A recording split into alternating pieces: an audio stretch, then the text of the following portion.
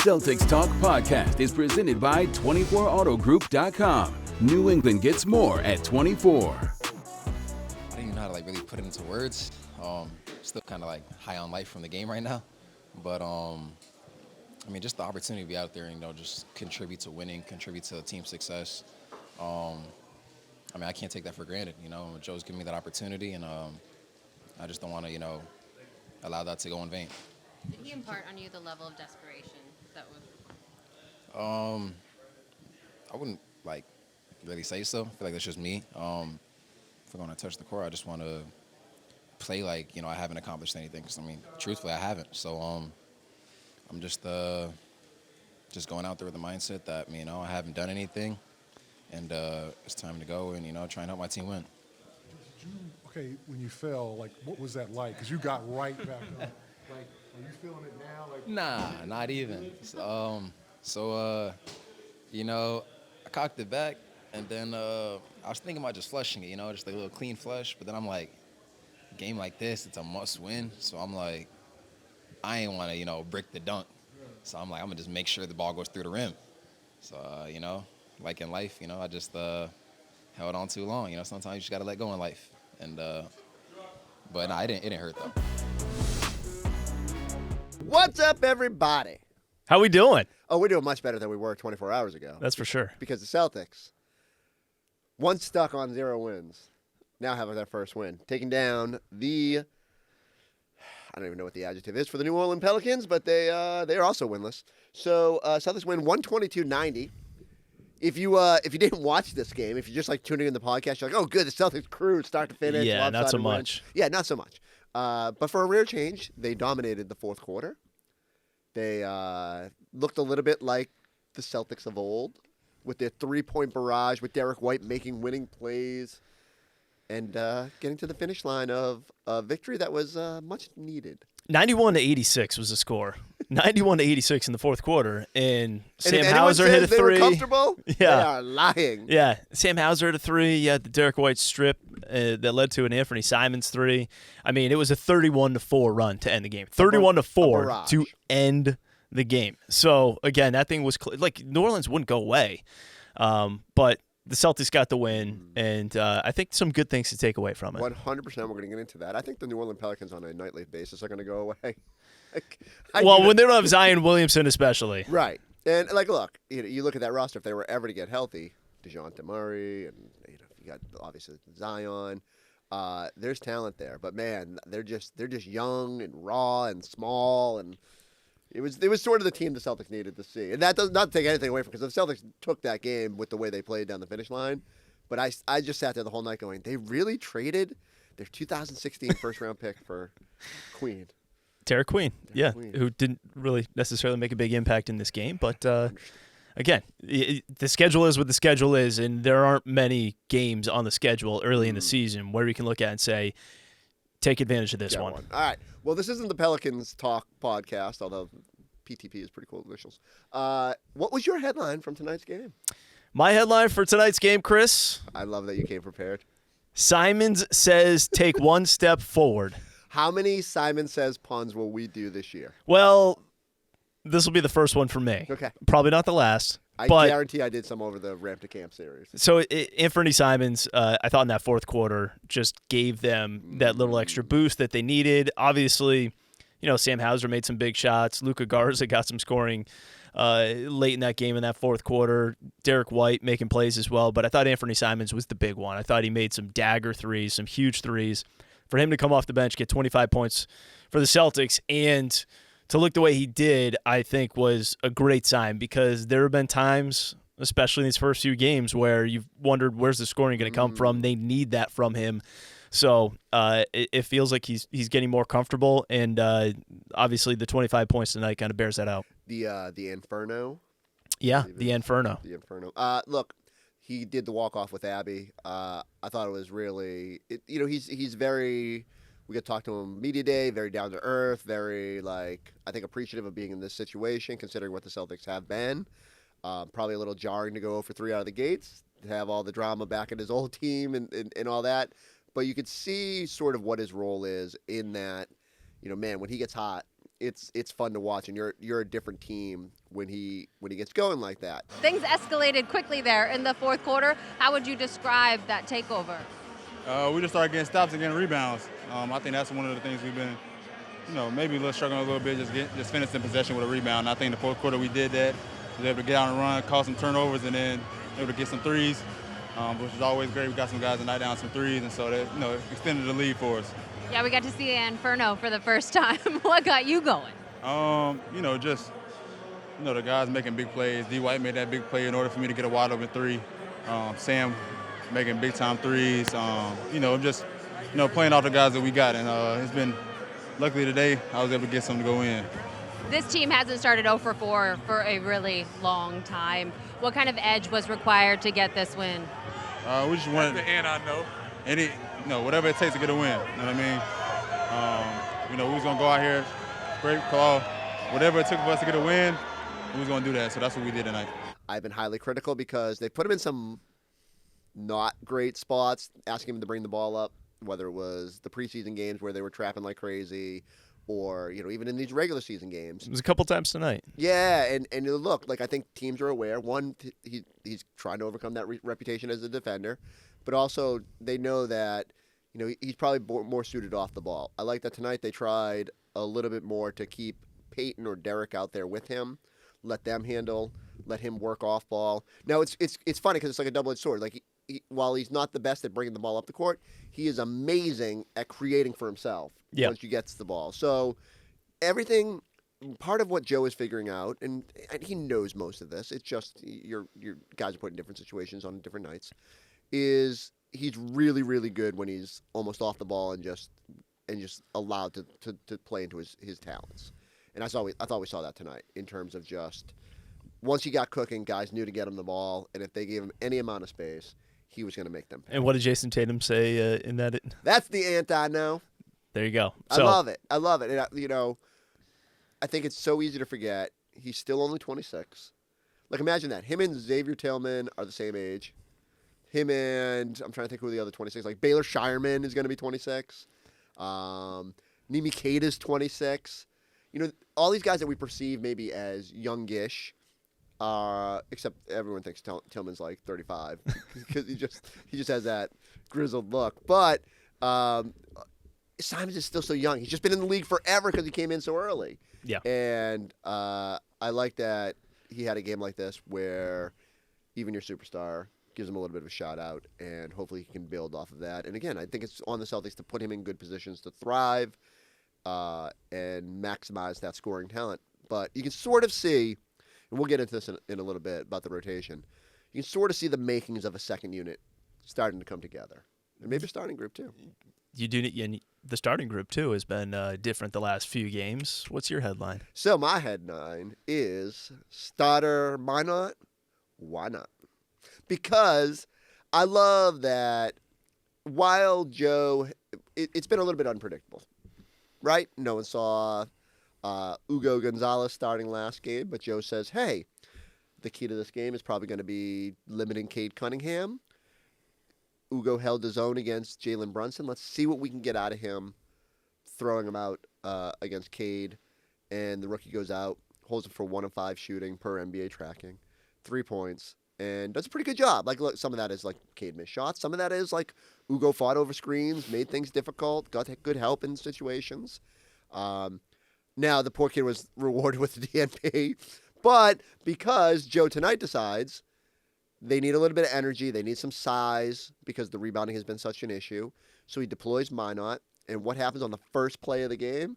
Derek throws a lob, Minott throws it down, and from there you just felt like the Celtics had a little bit more energy and a buzz than they've had for long stretches of this season. And for Josh Minott, the stat line is great on its own. 11 points on... He had 15. 15, I'm sorry. I'm looking at the wrong I'll column. shortchange him. All right, see, I get my own guy, and I can't even figure it out. 15 points, 6 of 9 shooting, 9 rebounds, including 7 on the defensive end, an assist, no turnovers either. Good for him. And obviously had that steal and that dunk. But the plus 42 is the number that just absolutely, and the steal That's a crazy number. We will get to that, was just plus 42. Like, that's hard to do, even in a game you win by that much. because of the ebbs and flows. When you're up 5 with 7 minutes to go, to be plus 42 is almost impossible. But every time Minott hit the floor, he was a positive.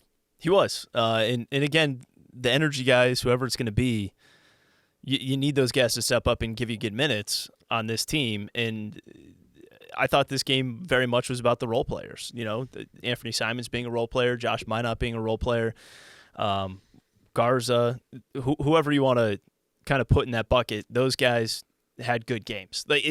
We talked about this last night, Chris. It wasn't good enough to have just one guy off your bench play well. You need to have a few guys play well, right? Everybody would be great, but you need to have at least a few guys play well, and I think that they got that tonight and got that with this effort. I love that there was, a little flashback to what made these Celtics great. There was that sequence when it gets close, as Derek White just rips the ball away. You know, winning plays. We haven't said winning plays much this season in terms of guys just going out there and making good things happen. You know, the rebounding, it was certainly aided by the fact that the Pelicans weren't very big in this game. And, I mean, Saddiq Bey was probably their starting center, or Herb Jones was listed as their Yeah, I guess Queen. At the end of the day, it was Eve Missy who was listed as their starting center, but he only played 19 and a half minutes, so make it that what you will. Either way, DeAndre Jordan was their most impactful center, right? Coming in, and we can get to that as well. Let's spend a few minutes on the rotation. Where does Joe go from here? What's the next chess move? No idea. How could you predict it? No, seriously, how could you predict what starting lineup you're going to see against Cleveland on Wednesday? Does he? Because last night we sat here, or Sunday night we sat here and discussed. Does it make sense for Rugo Gonzalez to be in the starting lineup every single night? And it was like, yeah, sure. You expect it again on Monday night, and it wasn't. Instead, it's Josh Minott. Sam Hauser Friday against the Knicks.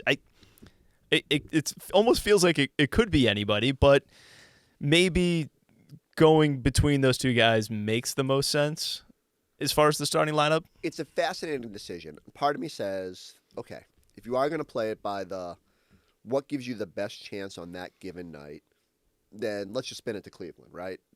Usually a bunch of size out there. You got to counteract Mobley somehow. So do you stay big? In which case you would either go Minott. Could he go back to double big where he was doing Boucher and Keita at the start of the year? That wouldn't surprise me. Boucher has not been as impactful as he was in the preseason as he in the regular season. Agreed. But, Joe doesn't seem. I think what the message he has sent is that everybody is going to get their chance. Yep. So he could start Jordan Walsh on Wednesday night, and I'd be like, oh yeah, that makes sense.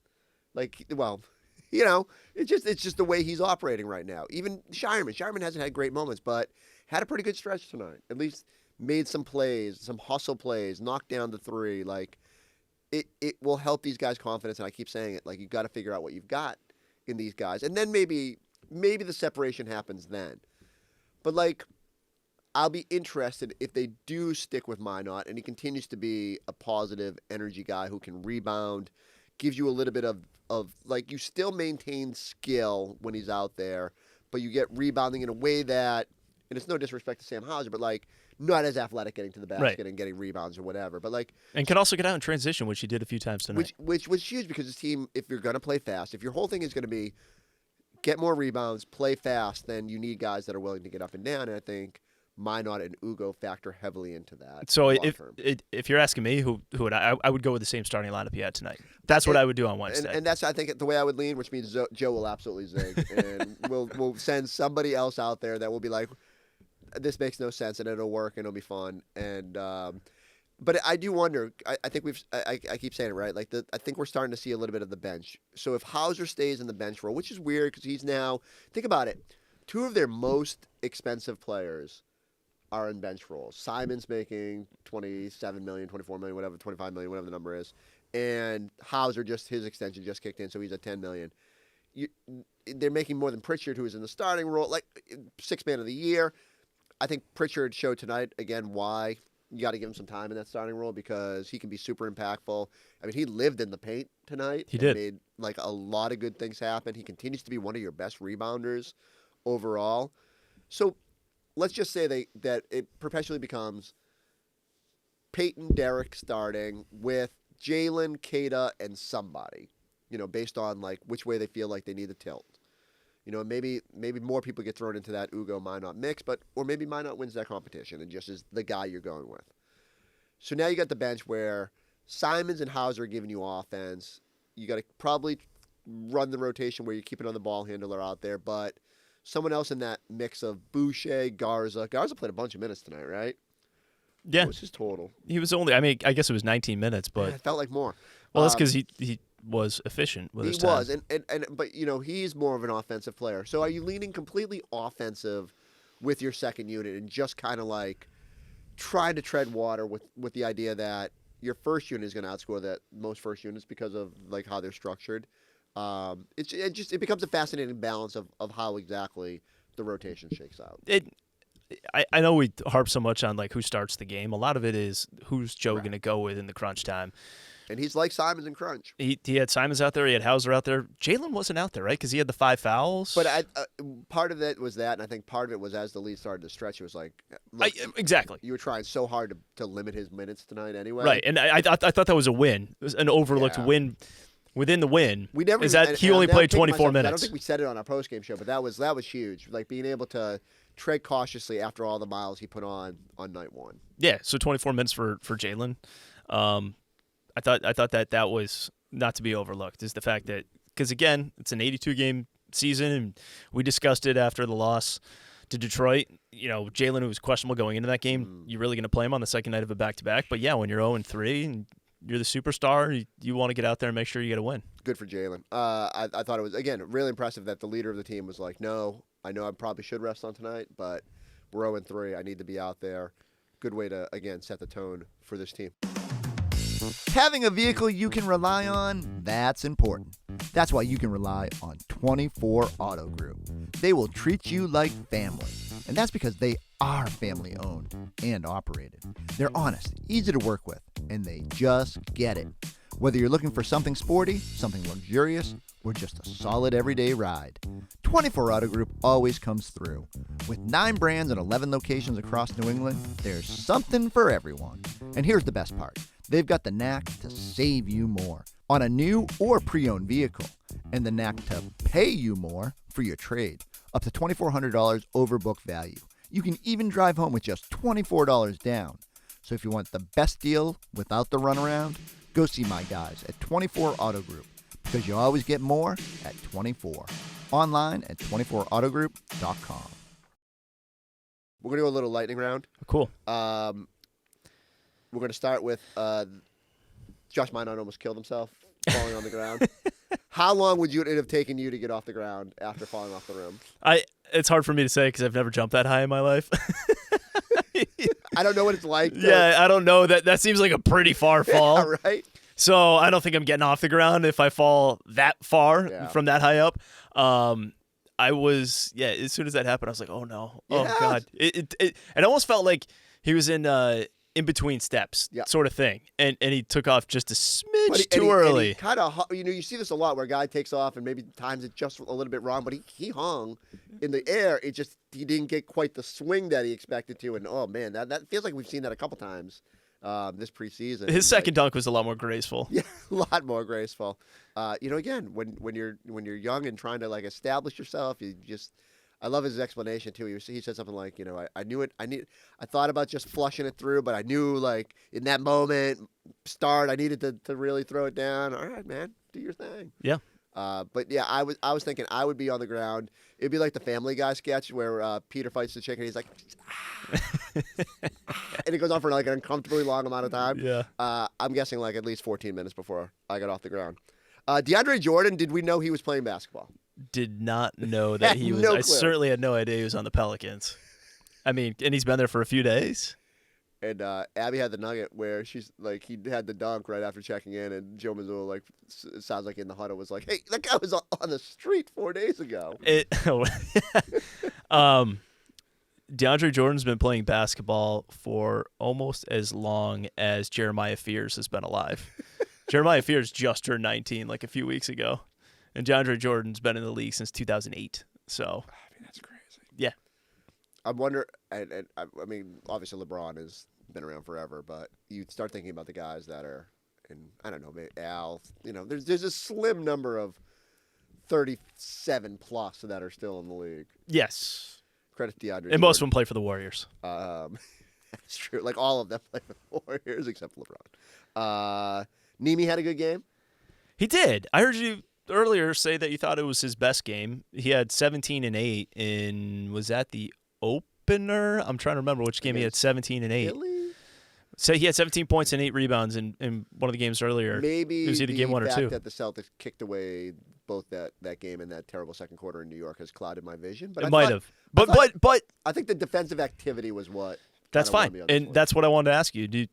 Would you rather have the stat line he had tonight was just 6 points, 11 rebounds, 4 blocks, yes, or would you rather have him getting 17 points and 8 rebounds, Probably would prefer Simons, Hauser, Garza. Guys are getting offense in other ways and letting Nemi just be rim protection, energy guy, finishing some lobs, doing his thing. And he did all that in 22 minutes, by the way. It's pretty impressive. Yeah.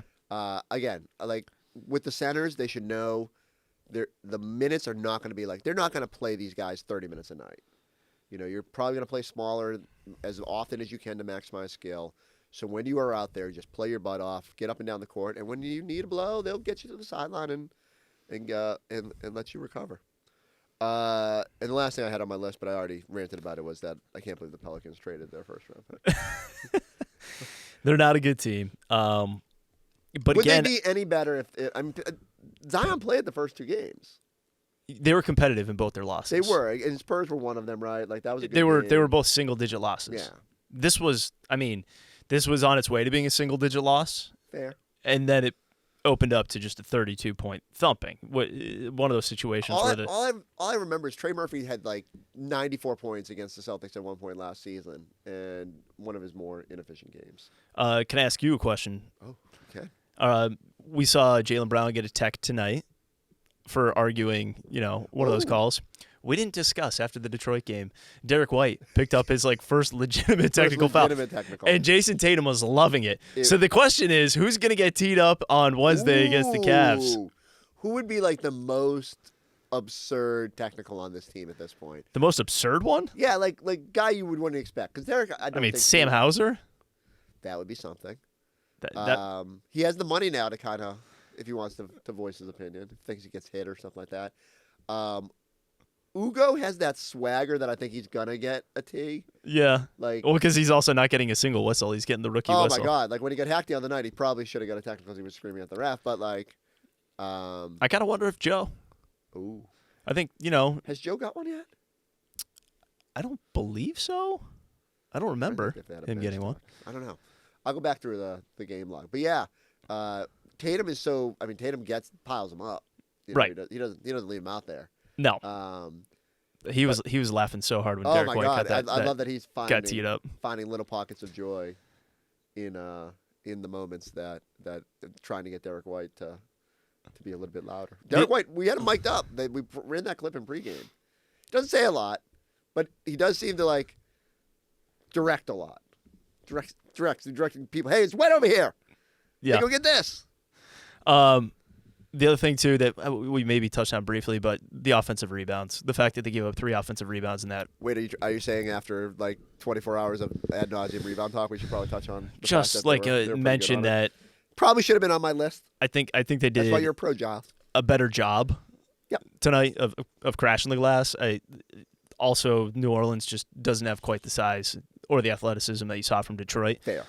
But the Celtics did a much better job. I mean, they out-rebounded New Orleans in this game. What was the final here? 54-35. They out-rebounded them by 19. They had more offensive rebounds than the Pelicans, and the Pelicans kind of piled up kind of some junky offensive rebounds in the second half. There were a couple that were just a couple of Celtics just insecure, but I would say long rebounds, some fluky stuff. I'll be interested to see what the Celtics defensive rebound percentage does. We ran that chart in the pregame where the rest of the league is this little downward curve, and then the Celtics are almost off the chart. Clearly an emphasis going into this game. We'll get a much better idea on Wednesday night against Cleveland, a team that not only has Mobley to clean up, but Donovan Mitchell springy, and he'll get to the basket. And I think that's what's hurt them more than necessarily just the bigs. You think about Asar Thompson and VJ Edgecombe. Like, these guys are they're going up and over you. And so Celtics have got to bottle up a lot of the good. I think we could tell from Joe Mazzulla's tenor after the game. Yeah. Still 10 or 12 plays he'll rip into this team about. And one other thing that he mentioned, New Orleans took 22 free throws in the first half. They took just 6 in the second half. And I think that, we've discussed this off the air, off mic a little bit. The officiating is calling things really tight out of the gate. There's been a lot of fouls, a lot of free throws. Some of that might be, the Celtics. Yeah, well, some of it also might be bad defense, and they need to stop fouling. And it felt like they either did a better job of that in the second half, or New Orleans just did a poorer job of attacking and drawing fouls. I'll have to go back and watch. My instinct is. It's true. Like, I mean, when it's that much different, you had to play a little bit more cleaner. But I because we've had almost 3-hour games at points this season, and I said, the refs do this. Everything gets whistled in the first 2 weeks of the season, and there's points of emphasis, which is weird because the points of emphasis this year weren't necessarily a whole, leading to a lot more whistles, and yet I hope. It'll come back to earth a little bit. Do we have any video replays tonight? We did. Yeah. The Chris Boucher. Yeah. DeAndre Jordan. That should have been on my list elbow. as well. Will Chris Boucher get a flopping violation from the league? He didn't. It was just a no call. Yeah. And they took a few minutes to Lightly determine grazed that. him. Poor Minott slams his head off the ground, and he had a lesser reaction than Boucher did getting grazed by DeAndre Jordan. All right. Another big one on Wednesday night. Our pregame starts at 6 p.m. We'll be right back here on the Celtics Talk podcast after that game against the Cavaliers. So go like, go subscribe, go check us out on the YouTube page. We'll catch you on Wednesday night. See ya.